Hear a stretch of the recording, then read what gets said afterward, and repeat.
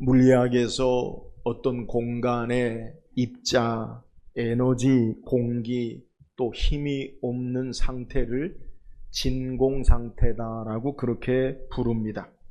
쉽게 말해서 비어있는 상태, 무의 상태가 진공 상태라고 부르지요. 신앙 안에서도 이런 진공 상태와 같은 모습이 있습니다.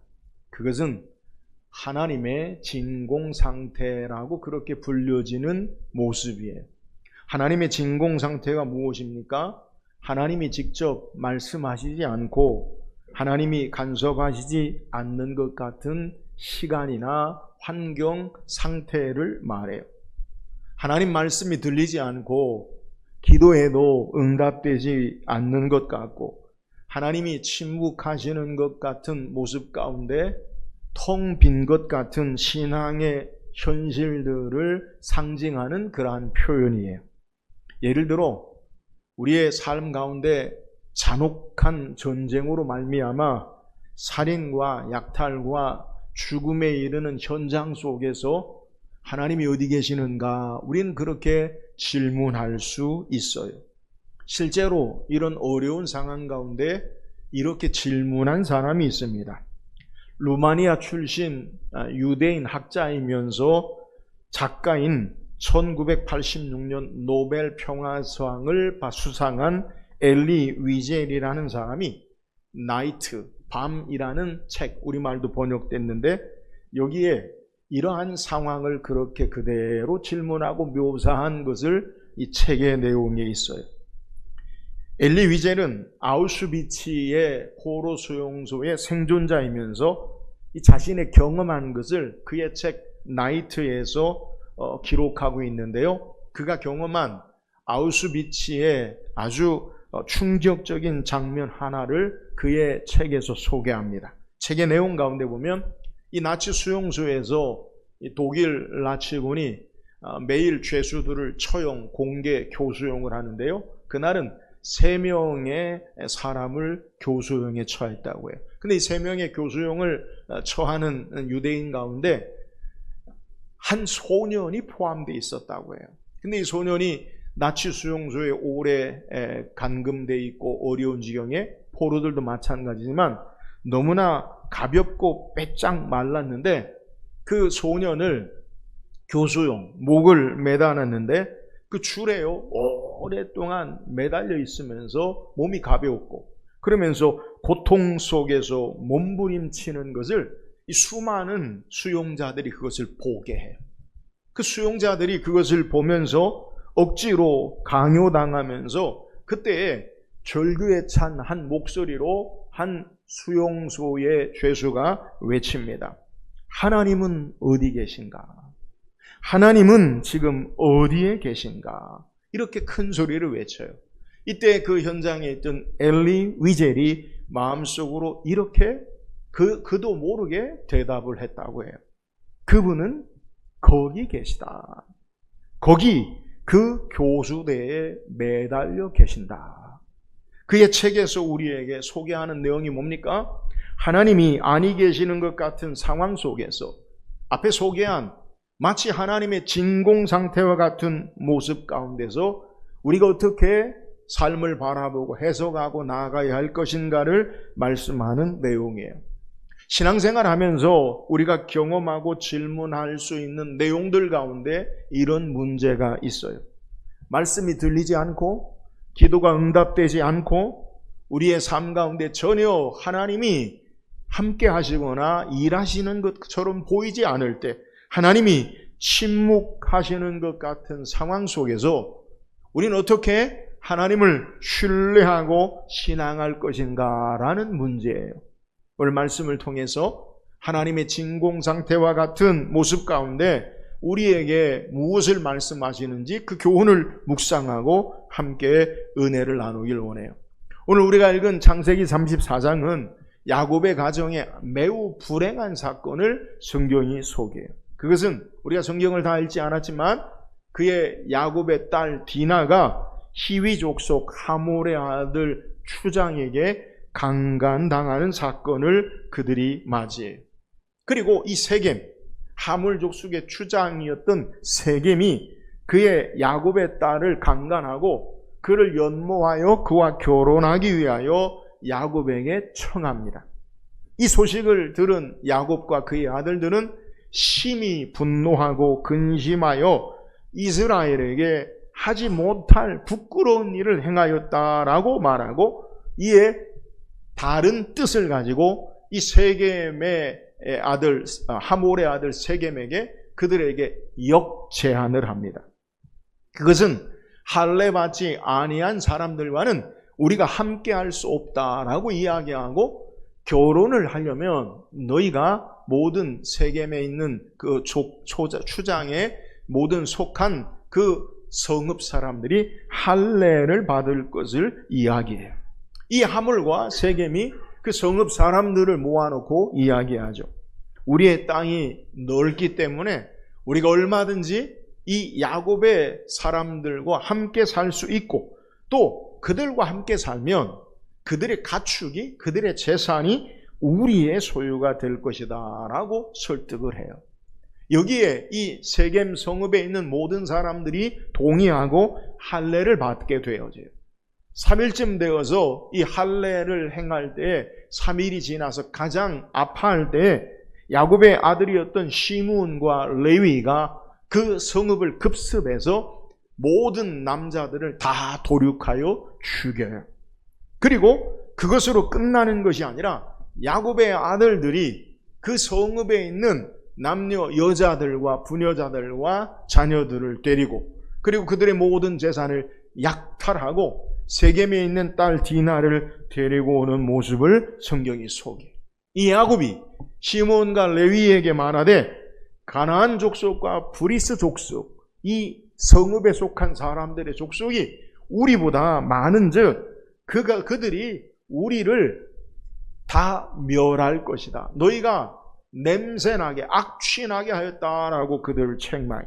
이에 시므온과 레위가 이야기하죠. 그들이 우리 누이를 창녀같이 대우함이 옳으니까. 이것이 오늘 우리가 읽은 성경으로 무엇이 옳은가라고 따지는 것도 성경이 마무리돼요. 오늘 우리가 읽은 창세기 34장의 하나님의 이름이나 하나님께서 일하심이 전혀 보이지 않아요. 어디에도 하나님께서 일하신다, 하나님의 이름이 등장하지 않아요. 오늘 말씀을 통해서 하나님의 진공 상태와 같은 모습 가운데 어떤 일들이 벌어지며 우리가 어떻게 신앙해야 하는지를 묵상하고, 우리는 참된 하나님의 백성으로 신앙하는 결단이 있기를 주의 이름으로 축원합니다. 그렇다면 하나님이 아니 계시는 것 같은 모습 속에는 어떤 일이 벌어집니까? 자, 23절 한번 같이 읽어보세요. 23절 시작. 그러면 그들의 가축과 재산과 그들의 모든 짐승이 우리의 소유가 되지 않겠느냐? 다만 그들의 말대로 하자. 그러면 그들이 우리와 함께 거주하리라. 이 말은 하몰과 그의 아들 세겜이 그 성읍 사람들을 모아놓고 우리가 할례를 하자. 왜? 야곱과 그의 사람들과 우리가 함께 살고 결혼하고 같은 민족이 되어지면 그들의 재산이 다 우리의 소유가 될 것이다 라고 그렇게 이야기하는 거예요.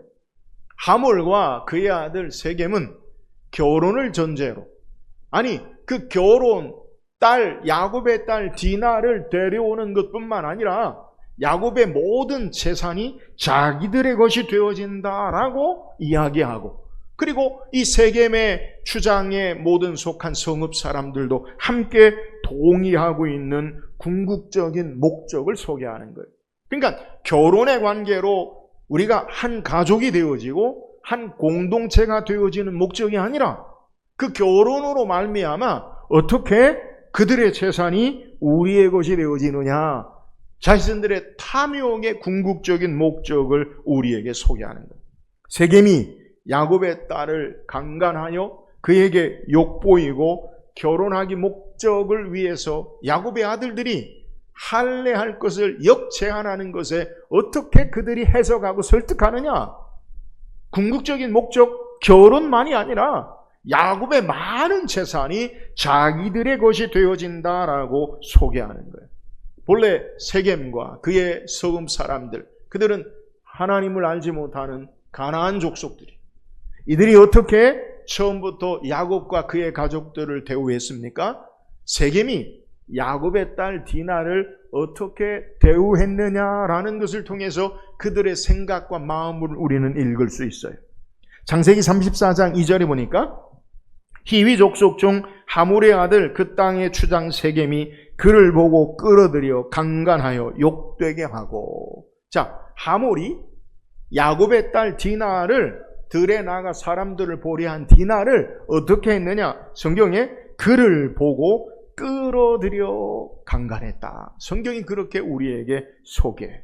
여기서 그를 보고 끌어들였다라는 말은 단순히 이 하몰이 디나에게만 행한 모습이 아니라 성경 전체에서 반복적으로 등장하는 죄악의 모습의 패턴을 우리에게 소개하는 거예요. 성경이 우리에게 소개하는 인간이 죄를 범할 때 어떤 패턴의 모습으로 행동하느냐? 보고 탐하고 취한다. 그를 보고 취한다. 탐하고 취한다. 이런 모습으로 성경이 우리에게 인간이 하나님 없는 죄를 범하는 모습을 우리에게 소개한다는 거예요. 이는 에덴 동산에서 아담과 하와가 선악과를 먹고 범죄하는 장면도 동일하게 소개해요. 창세기 3장 6절에 보니까 여자가 그 나무를 본즉 보함직도 하고 지혜롭게 할 만큼 탐스럽기도 한 나무인지라 여자가 그 열매를 따먹고 자기와 함께 있는 남편에게도 주매 그도 먹은지라.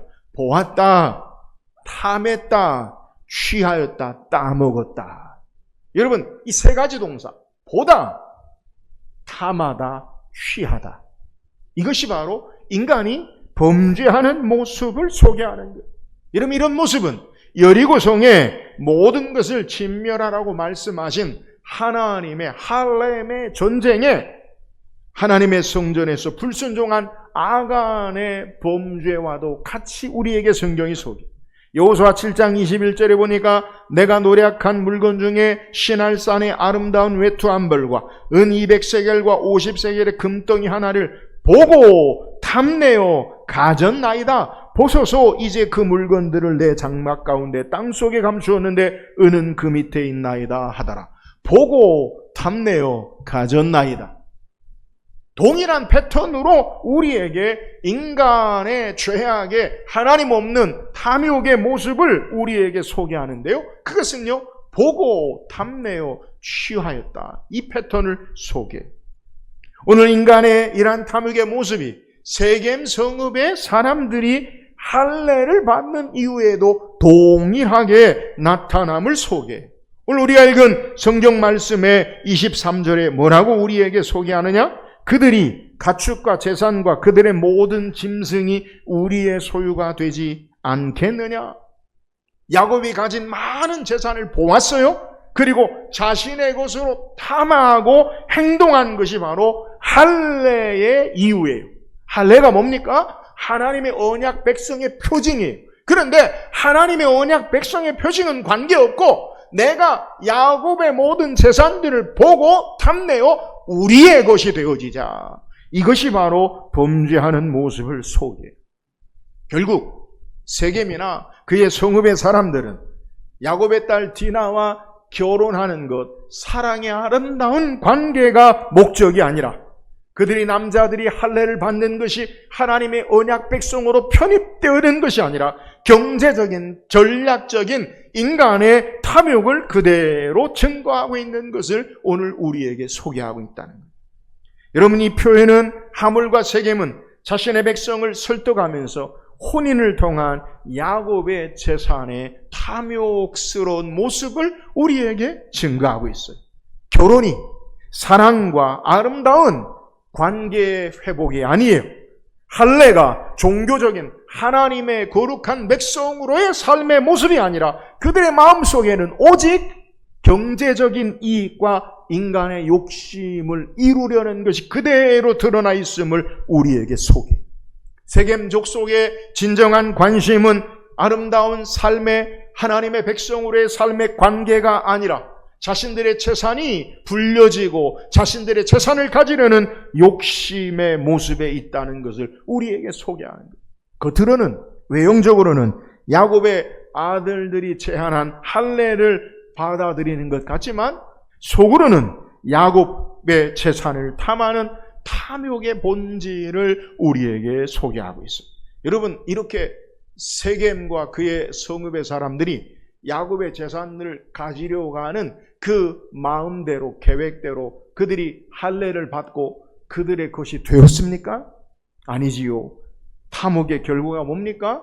그들이 다 멸절당해요. 망하는 것. 여러분 기억하세요.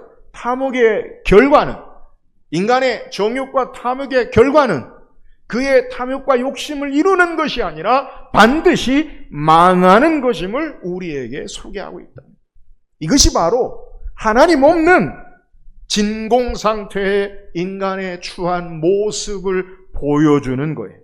인간의 욕망과 탐욕이 가득한 곳에는 오늘 성경에 하나님이 보이지 않아요. 왜 하나님이 보이지 않습니까? 하나님이 아니 계신 게 아니라 나의 정욕과 욕심과 인간의 탐욕이 가득하여서 하나님이 계심에도 불구하고 하나님을 보지 못하는 거예요.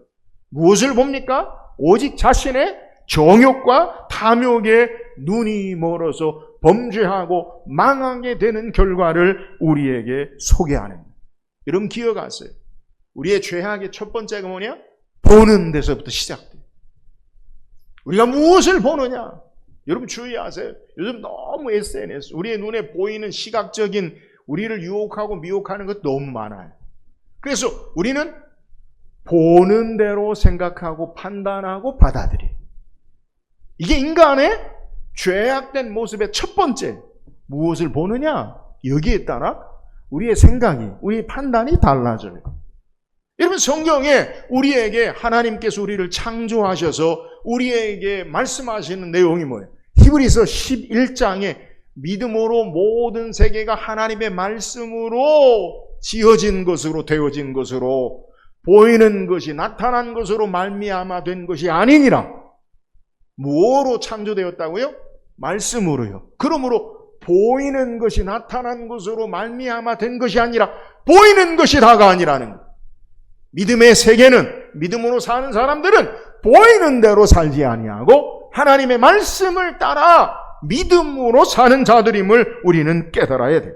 여러분 무엇을 보아야 합니까? 보이는 대로 보지 말고 보이지 않지만 참된 주의 말씀으로 믿음으로 바라보고 사는 저와 여러분 되기를 주의 이름으로 축원합니다.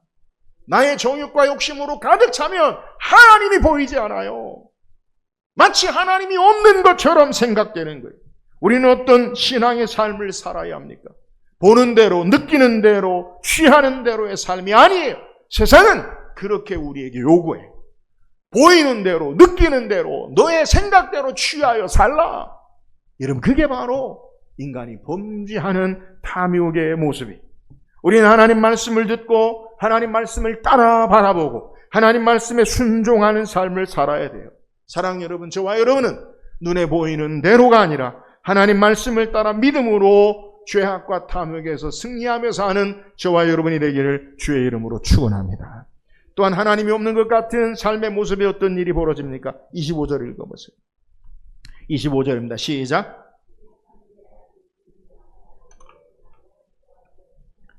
오라버니 시므온과 레위가 각기 칼을 가지고 가서 몰래 그 성읍을 기습하여 모든 남자를 죽이고 칼로 하물과 그의 아들 세겜을 죽이고 디나를 세겜의 집에서 데려오고. 자, 시므온과 레위가 행한 것이 무엇입니까? 먼저 자신의 누이에게, 동생에게 행하지 못할 부끄러운 일을 행한 것에 대해서 세겜과 그의 아버지 하물을 죽이고, 할례를 행하고 제3일에 가장 아파할 때에 그들만 죽이는 게 아니라 세겜에 있는 모든 남자들을 다 도륙해요. 왜 그러면 시므온과 레위가 이런 일을 행합니까? 그 배경이 뭐냐? 창세기 34장 7절에 보면 야곱의 아들들은 들에서 이를 듣고 들어와서 그들 모두가 근심하고 심히 노하였으니 이는 세겜이 야곱의 딸을 강간하여 이스라엘에게 부끄러운 일 곧 행하지 못할 일을 행하였음이더라. 왜 이런 일을 행했느냐? 왜 시몬과 레위가 세겜에 있는 사람들을 다 도륙하였느냐? 그 동기가 뭐냐? 일은 부끄러운 일인데 이스라엘에게 행하지 못할 일을 행한 까닭이라는 거예요. 단순히 성적 폭력에 해당하는 것만이 아니에요. 오늘 성경이 우리에게 부끄러운 일이라고 하는 말의 의미가 히브리어로 네발라라는 말인데, 이 말은 수치, 불명예, 모욕, 윤리적인 혐오, 하나님 앞에 범죄를 말해요. 구약에서 성적 죄하고 온 사회 윤리를 파괴하는 행위로 자주 사용하는 것이 바로 부끄러운 일이라는 것. 하나님 앞에 범죄라고 그들이 규정해. 다시 행하지 못할 일이다. 이 말은 결코 행해서는 안 될 일, 금지하는 것. 강한 금지로 공동체 전체가 윤리적인 절대 금기를 이야기해요. 하나님의 백성으로. 근데 시므온과 레위가 하몰과 세겜을 죽이고 그 성읍 사람들을 죽인 근본적인 동기가 뭐냐? 하나님 앞에 범죄에 하나님의 의를 따라서 그들이 행한 것으로 성경이 우리에게 소개하는. 그러니까 단순히 디나의 사건을 그들이 어떻게 느끼느냐? 문화적인 수치가 아니라 하나님과의 언약 백성의 윤리적인 질서를 깨트리는 죄다. 명분이 있어요. 명분이. 그게 뭐예요? 하나님께 행하지 못할 일을 공동체 행했다. 그들의 명분은요, 하나님의 이름을 내세워요. 그런데 이 하나님의 의를 행할 때 어떻게 행하느냐? 세겜의 성읍 남자들 모두를 죽여요. 다시 신앙과 정의의 이름으로 폭력과 살인이 확장되어 나타나요. 뿐만 아닙니다. 야곱의 아들들이 그 성읍에 있는 모든 소와 양과 들에 있는 것과 모든 재물을 빼앗고 그들의 자녀와 아내들을 사로잡고 물건들을 약탈해요.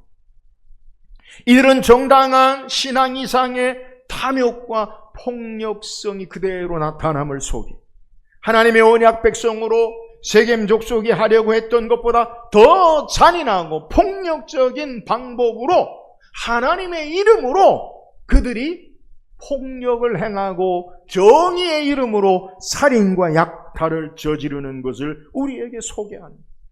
신앙과 정의의 이름으로 칼을 들었지만 그 칼은 탐욕의 손에 쥐어진 도구가 되어져.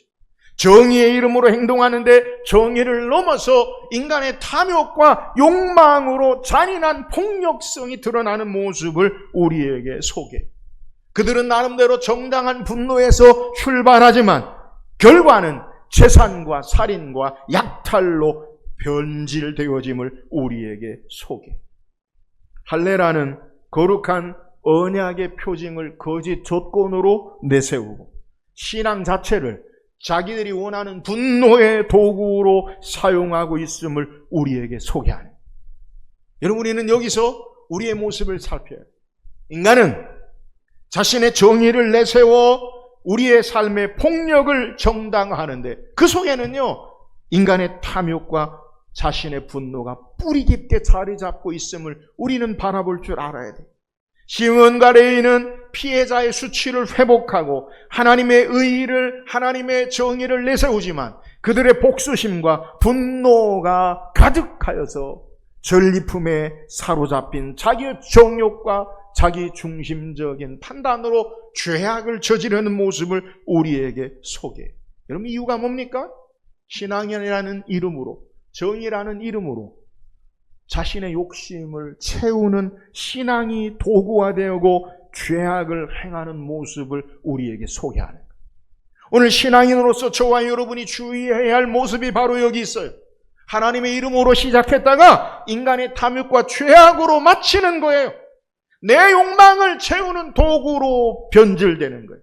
여러분, 가장 큰 이유가 뭐예요? 신앙이 목적이 되지 않아요. 말씀이 목적이 되지 않아요. 말씀이 나의 이익을 채우는 도구가 되어지고 수단화 되어지니까 결국 자기 자신의 욕망을 채우는 살인과 약탈로 그대로 변질됨을 우리에게 소개해요. 신앙을 내 욕심을 채우기 위한 방법으로 사용할 때 신앙이 말씀이 목적이 아니라 수단이 되어질 때에 자신의 욕망을 그대로 추구하는 인간의 잔인함과 탐욕과 죄악을 저지르는 것을 우리에게 소개하고 있는 내용이에요. 오늘 성경의 내용을 보세요.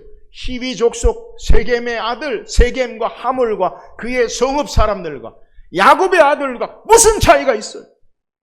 무슨 차이가 있어요? 하나님 없이 보이는 대로 사는 그들과 하나님의 이름으로 자기의 신앙을 도구화하고 신앙이 하나님이 목적이 되지 아니하고 내 뜻을 이루려는 명분이 되어지는 삶의 차이가 무엇이 있어요? 모두 그 깊은 마음속에 결국은 자기중심적인 인간의 탐욕이 자기의 욕망이 중심이 되어 죄악된 결과를 드러냄을 우리에게 소개하는 거예요. 사랑하는 여러분, 우리의 신앙에서 주의할 것이 뭐냐? 여러분 꼭 기억하세요. 우리의 생각이나 우리의 양심이나 우리의 감정이 죄로 말미암아 타락했음을 겸손하게 인정해야 돼요. 말씀이, 신앙이, 하나님이 우리의 삶의 목적이 돼야 되는데 내 양심과 감정과 생각을 말씀 위에 두고 적당히 내가 원하는 때에 따라서 말씀을 이용하고 말씀이 도구화되고 신앙이 수단화되어지면 똑같은 하나님 없는 모습을 우리에게 소개한다. 여러분 앞에 세겜의 사람들의 모습, 인간의 탐욕을 믿지 않는 자들이라고 이야기한다면 야곱의 아들들은 믿는 자들로 저와 여러분의 모습이라고 말할 수 있어요. 우리는 하나님의 이름으로 이야기하죠. 신앙의 이름으로 말하죠. 그런데 여전히 내 욕심과 정욕을 채우려고 하는 수단화되고 하나님이 도구화되어지고 예수를 믿는 것이 결국 나를 위한 것, 신앙생활하는 것이 결국 나만을 위한 것이 되어진다면 똑같은 탐욕과 죄악의 모습임을 우리에게 소개하는 거예요. 오늘 신앙은요, 우리의 도구가 아니라 목적이에요. 예수 믿고 우리에게 주시는 유익이 목적이 아니라 예수님이 우리의 신앙의 목적이에요. 하나님으로 말미암아 받는 축복이 목적이 아니라 여호와 하나님을 섬기는 것, 그것이 우리의 신앙의 목적이 되어야죠. 이것을 상실하면 여전히 똑같은 인간의 탐욕과 욕심으로 가득 찬 죄악된 모습을 행하는 것을 우리에게 소개하는 거예요. 사랑하는 여러분, 자기중심성을 버리세요. 내 생각을, 내 감정을, 내 판단을, 신앙생활하면 여전히 내 감정대로, 말씀 들으면서도 여전히 내 생각대로, 여러분 그걸 버려야 돼요. 하나님이 우리의 신앙의 목적이에요. 말씀이 우리의 삶에 우리의 감정과 생각과 판단에 앞서서 우리의 삶이 신앙할 때 우리는 그 하나님을 바라보고 순종하며 참된 믿음의 신앙의 삶을 살 수 있는 거예요. 내 생각에, 내 감정에 사로잡히지 말고 하나님께 주의 말씀을 따라 바르게 신앙함으로 참된 하나님의 거룩한 백성으로 사는 저와 여러분 되기를 주의 이름으로 축원합니다. 그렇다면 이렇게 신앙의 진공 상태에서 우리는 어떻게 신앙해야 합니까? 30절 한번 읽어보세요. 30절 시작. 너희가 내게 화를 끼쳐 나로 하여금 이 땅의 주민 곧 가나안 족속과 브리 족속에게 악취를 내게 하였도다. 나는 수가 적은즉 그들이 모여 나를 치고 죽이리니 그러면 나와 내 집이 멸망하리라. 자, 야곱의 고백이에요. 오늘 야곱의 고백 가운데 믿음의 신앙의 모습이 있습니까? 없습니까? 전혀 없어요. 야곱이 뭐라 이야기하느냐? 야곱의 딸 디나의 사건으로 시몬과 레위가 세겜과 그의 모든 사람들, 성읍의 사람들을 도륙하고 약탈한 까닭에 어떤 결과가 보여지느냐? 이제 가나안 족속, 브리스 족속과 가나안 족속에게 악취를 풍겨서 나와 내 집이 멸망하게 되었다. 여러분, 인간의 탐욕의 결과는 멸망하는 거, 다 망하는 거. 야곱이 오늘 창세기 34장의 모습을 보면 앞서 창세기 33장에서 그리고 뒤에 35장에서 하나님이 나타나고 하나님과 함께하는 신앙의 모습을 우리에게 소개하는데 34장에서는 전혀 하나님의 은혜와 역사는 기억되지 아니하고 하나님 없는 신앙의 모습, 현실의 두려움으로 가득 찬 것을 우리에게 소개하고 있어요. 하나님의 이름이 전혀 나타나지 않고 하나님의 일하심도 보이지 않는 앞서 소개한 진공상태와 같은 모습, 오직 인간의 탐욕과 죄악과 살인과 약탈과 신앙의 이름으로, 하나님의 이름으로 자행되는 추악한 죄악으로 혼란만이 가득한 모습이 야곱의 고백임을 우리에게 소개해요.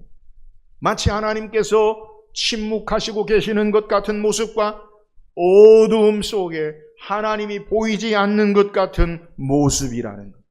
그렇다면 하나님은 왜 이 현실의 삶을 그대로 내버려 두십니까? 왜 말씀하시거나 도우시지 않습니까? 오늘 우리의 신앙의 삶에 하나님이 보이지 않을 때 우리는 어떻게 해야 하느냐? 이런 걸 생각해 봐야 돼요. 하나님이 아니 계시는 것 같고 하나님이 보이지 않을 때 우리는 무엇해야 합니까? 시편 119편 105절에 주의 말씀은 내 발의 등이요 내 길의 빛이니이다. 여기서 이 구절에 함의된 중요한 의미를 우리는 생각해야 돼요. 여러분, 우리에게 등불과 빛이 필요한 곳이 어디입니까? 어두울 때. 오늘 시인이 고백하는 상황이 어떤 것이냐? 주의 말씀은 내 발의 등이요 내 길의 빛이니이다 고백하는 그 상황은 시인이 어두운 것을 전제로 우리에게 소개하는 것. 캄캄한 어두운 상황에서 좌우가 분별되지 아니하고 어디로 가야 할지 알지 못하는 상황이 바로 어두운 상황에 오늘 시인이 이야기하고 있는 내용이에요. 다시 이 말씀을 오늘 본문에 적용하면 창세기 34장의 상황이 하나님이 보이지 않아요. 하나님이 말씀하지 않아요. 어두운 상황이에요. 인생의 어두운 상황. 하나님이 말씀하시지 않고 계시지 않는 것 같은 진공상태라 말할 수 있는 모습이에요. 여러분, 이렇게 하나님이 침묵하시는 것 같은 상황 속에서 오늘 시인이 우리에게 시편 119편을 뭐라고 이야기하느냐? 주의 말씀은 내 발의 등불이 되시고 주의 말씀은 내 어두움의 인생길에 빛이 되십니다 라고 고백하는 것. 어두울 때에 진공상태와 같은 모습 가운데 우리가 해야 할 것이 무엇이냐? 아무것도 보이지 아니하고 좌우가 분별되지 않은 어두운 상황 속에도 주의 말씀을 기억해야 함을 우리에게 소개해야 해요. 삶의 어두움으로 길이 보이지 않을 때 우리는 주의 말씀을 붙잡고 있어야 돼요. 캄캄하고 어둡다고 해서 우리가 손을 놓는 게 아니라 우리의 삶에 주의 말씀을 붙잡아야 돼요. 좌우가 분별되지 않은 어두움 가운데도 주의 말씀을 기억해야 돼요. 오늘 야곱과 그의 아들들이 그의 딸인 누이의 디나의 사건 속에서 무엇해야 합니까? 여호와의 말씀을 기억하고 거룩한 길을 따라 나가는 것을 행해야 돼요. 말씀을 기억하고 거룩함으로 나가는 길이 뭡니까? 창세기 24장 3절 4절에 보니 내가 너에게 하늘의 하나님 땅의 하나님이신 여호와를 가리켜 맹세하게 하노니 너는 내가 거주하는 이 지방 가나안 족속의 딸 중에서 내 아들을 위하여 아내를 택하지 말고 내 고향 족속에로 가서 내 아들 이삭을 위하여 아내를 택하라. 야곱의 아버지 이삭이 아브라함의 고향 땅에 가서 가나안 땅의 여인이 아니라 고향 땅의 하나를 취하라라고 말씀하신 것을 이삭이 야곱의 아버지가 행했고 야곱도 그걸 알아요. 왜 아브라함은 이삭이 이방인과 결혼하지 말아야 할 것을 자기 종에게 맹세하게 하였습니까? 아브라함은 자신의 아들 이삭이 아내를 가나안 족속의 딸 중에서 취하지 말아야 할 것은 가나안 족속의 우상 숭배와 도덕적인 탄압으로 이방 문화와 함께하지 않는 하나님의 거룩한 백성으로 살게 하시기 위함이에요. 여러분, 이것은 이삭뿐만이 아니에요. 이삭도 야곱도 경험했는데 이삭의 아들이었던 에서가 이방 여자와 결혼해. 이것을 창세기 27장 28장에 리브가가 기뻐하지 않고 야곱도 이삭도 그것을 마땅치 않게 좋지 않게 여겨요. 에서는 자기 부모를 기쁘게 하기 위해서 이방 여인과 결혼하는데 그것이요 그의 가정에 기쁨이 되지 못해. 모세는 이스라엘 백성에게 하나님 말씀을 따라 신명기 7장 3절 4절에 또 그들과 혼인하지도 말지니 내 딸을 그들의 아들에게도 주지 말 것이요 그들의 딸들도 내 며느리를 삼지 말 것은 그가 내 아들을 유혹하여 그가 여호와를 떠나고 다른 신들을 섬기게 함으로 여호와께서 너희에게 진노하사 갑자기 너희를 멸하실 것임이니라. 아브라함에 이어서 이삭과 야곱도 마찬가지. 그리고 이스라엘에게 이방인과의 결혼을 경계하라라는 말씀은, 그 많은 말씀은 성경 전반에 반복적으로 등장하며 이미 아는 내용이에요. 그리고 그 이유는 단순한 민족적인 차별과 그리고 배제가 아니라 신앙의 정체성과 거룩함을 위한 언약적인 경계선임을 성경이 우리에게 소개하는 거예요. 그러므로 야곱과 그 아들들은 어찌해야 합니까? 하모리, 세겜이 우리 딸과 디나와 결혼하겠다. 그리고 우리의 딸들을 너희에게 주고 너희 딸을 우리와 결혼하자라고 할 때 거절하고 하나님의 도우심과 은혜를 구하고 하나님의 인도하심을 말씀을 따라 선택해야 됐어요. 할례를 제한하고 자신의 탐욕과 욕심의 정의의 신앙의 이름으로 탐욕과 잔인한 도륙을 행하는 게 아니라 하나님 앞에 겸손하게 그들의 삶을 고하고 하나님 말씀을 따라 거룩함을 유지하고 하나님의 인도하심을 구해야 된다는 것.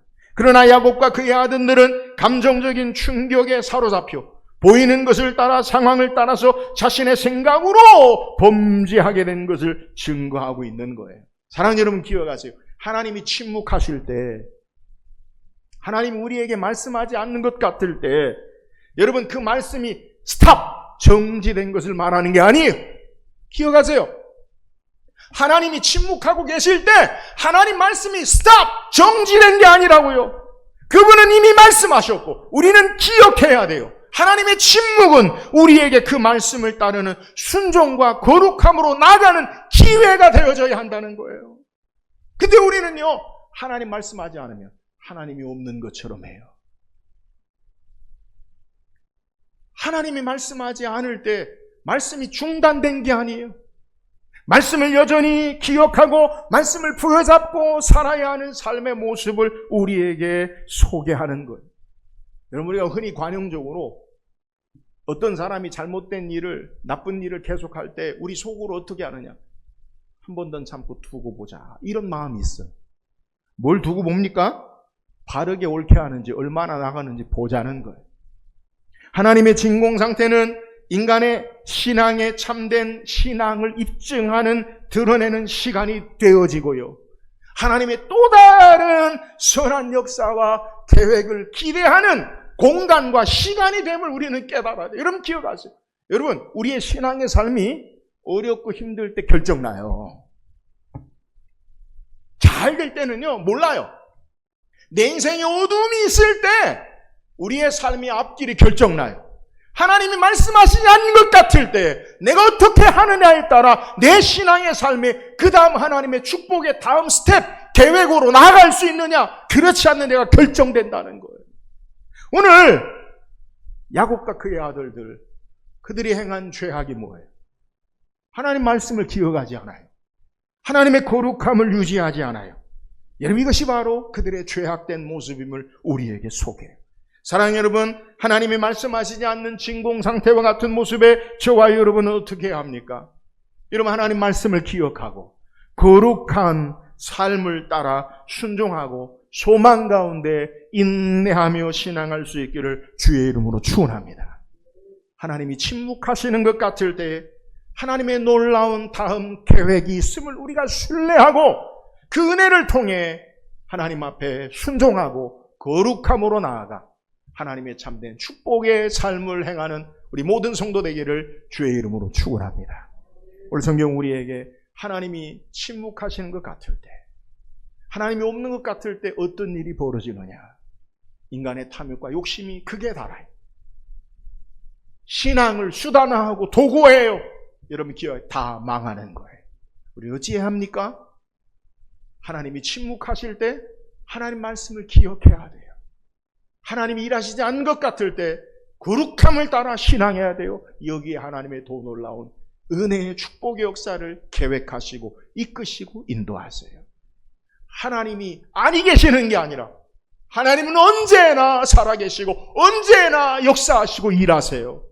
그의 말씀 부여잡고 거룩함으로 순종함으로 주의 역사를 하나님의 선한 계획 가운데 축복의 선한 길로 나아가는 우리 모든 성도 되기를 주의 이름으로 축원합니다.